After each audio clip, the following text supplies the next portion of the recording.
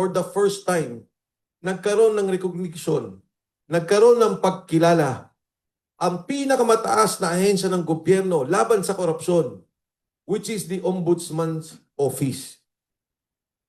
Ang kaso po dito ay plunder, graft and corruption. At itong pag-file na to, napakalaking bagay na kung saan makikita natin ang katotohanan.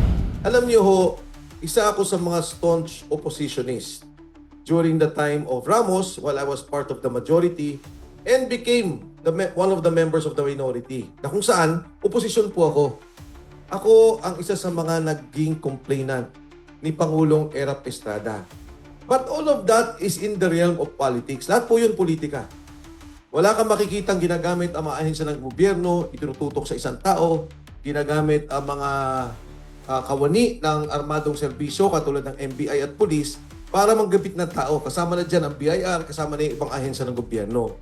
Kasi politika ho yan. Ang masama ay kung ang isang tao gagamit ng armas, mag-uudyok na gumamit ng armas para patalsikin ang isang presidente o ang isang gobyerno.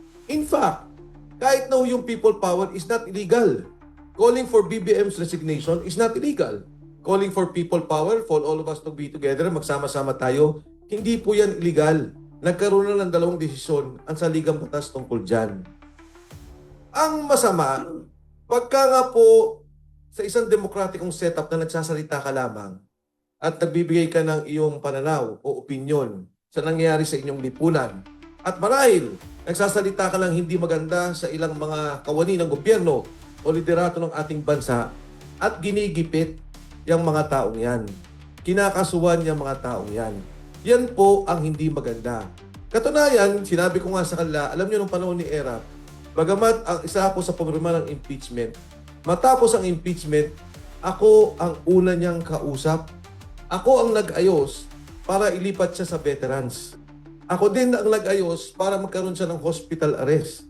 At that time, nag-uusap kami ni Pangulong Erap pagka meron siyang pangangailangan. Namatayan siya, kailangan niya lumabas, kailangan niya lumipat, may kailangan siyang puntahan, kailangan aprubahan po yun eh. And I was the one assisting. And during the last months of the term of President Gloria Macapagal Arroyo, ako po kasama ang ilang liderato sa simbahan ang nag-ayos nung kanyang absolute pardon. Oo. Kasi, yan naman ay nasa larangan ng politika. At bilang pagrespeto na dati siyang Pangulo ng ating bansa, bilang pagrespeto, hindi naman namin kailangan magdiinan. Hindi naman namin kailangan maggipitan ng isa't isa.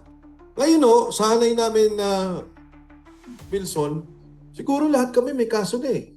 Kahapon lang nakatanggap ulit ako. 2 kaso na final ni former Secretary Anyo and former Senator Trillanes. Filed cases. Kaya kayo, pag nagla-live kayo sa akin ngayon, makakasama kayo sa ma-filean. Kasi yun lang ang kaso ko. Nag-live ako nung magsalita yung 18 Marines. So, ang aking mensahe, alam niyo ho, ang mga tao nagsasalita at may nakikitang pagkakamali, hindi dapat ginigipit ng gobyerno. Lalo tigit ang kanilang pamilya. There are parameters in a fight. Kahit na saang gera, kahit na nga po sa totoong gera, may Geneva Protocol. Ang pamilya, ang pangkabuhayan, hindi sinasama ang mga taong hindi dapat isama. Ang dapat na awayan sa politika ay yung mali. And the government has all the resources. Andyan sa kanya ang media outlets, meron siyang sariling government outlets, meron siyang writers, meron siyang mga manunulat, meron siyang social media, may pondo siya, in fact may mga trolls siya. Ang dali-dali niyang i-overwhelm ang mga nagsasalita laban sa kanya.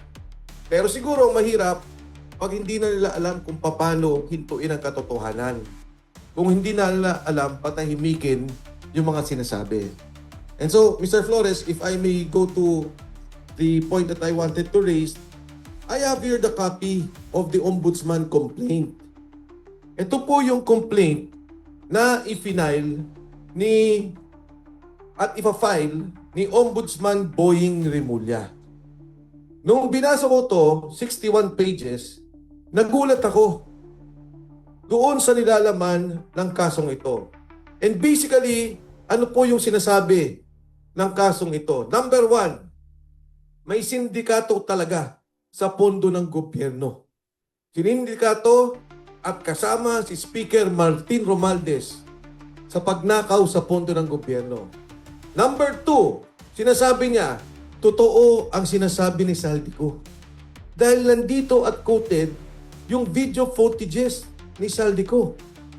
Ngayon sa akin, sa personal kong interest, hindi naman personal na interest, personal kong pagmamalasakit, binigyan diin at sinabing tama at ginamit ang affidavit ni Sergeant Gutesa. Andito po. Sinasabi nila, yung sinabi ni Gutesa na nag-deliver ng 46 luggages, deliver sa bahay ni Speaker Martin Romualdez kasama sa affidavit. Sinabi po dito na tama ang sinasabi ng 18 Marines. Partikular, yung sinabi ni Sergeant Esquivel at Sergeant Navidad. Bakit? Dito magugulat kayo. Pinapunta sila sa NBI. Naalala ninyo? Merong 6 na napapirma. Ayaw pumirma ng lahat kasi nga naguguluhan dahil iba-iba yung tanong. But it so happens, si Esquivel at si Navidad napapirma nila. Pero nagulat to ako. Yung NBI na yon na pinirmahan ni Navidad at Esquivel ang ginamit sa kaso ng delivery ng pera kay Speaker Martin Romualdez. At sinabi pong nakalagay dito na ang mga bahay ni Martin Romualdez sa Forbes Park, sa McKinley Road, ay bagsakan ng pera. So ang una niya sinabi, may nakawan ng pera, ito ang katotohanan, at nang meron kayong skema ng pagnanakaw ng pera, at sinabi niya na may personal knowledge ang mga nag-deliver na pera in the person of Sergeant Gutesa, Sergeant Esquivel, and Sergeant Navidad. At ano pa hong sinabi? Ang mga taong to, katulad ng sinasabi namin dati, walang personal na interest. They have no interest. In fact, they're subjecting themselves to personal danger. Nakalagay po dito, wala silang interest, wala silang kinita dito, at ipinapahamak pa nila ang kanilang sarili. Maaaring magkakaso o yung personal na kanilang seguridad. Ang panguliho ditong sinasabi na may mga tinayong dummy si Speaker Martin Romualdez. So ako ho, nagpapasalamat kay Ombudsman Boying Remulla sa kasong ito.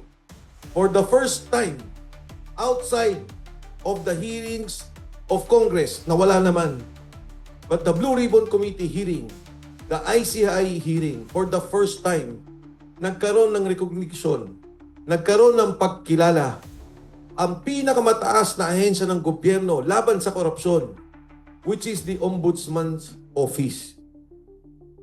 Ang kaso po dito ay plunder, graft and corruption. At itong pag-file na to, napakalaking bagay na kung saan makikita natin ang katotohanan. So, hindi ko ho mapakita mismo yung may pirma dahil baka mapahamak naman yung mga taong involved. Pero 61 pages po to at nasa page ko mismo. Yung particular na binabanggit tungkol dito sa kaso ng Ombudsman laban kay Speaker Martin Romualdez. Plunder, non-bailable, at makukulong at maiipit ang lahat ng bank accounts ni Speaker Martin Romualdez. Thank you po. Naka-file na yan? Dapat to, ipa-file to ngayon sa Wow. aking pagkakalam. Ngayong araw? Ngayong Wow. araw. Wow. Pero hintayin po natin. But this was a product of the special field report na ginawa po nila. At ang nakapirma po dito, ay hindi ko pala pwedeng sabihin at baka may baka po mapahamak yung mga tao. But this is officially certified by the Office of the Ombudsman of the Philippines. Wow.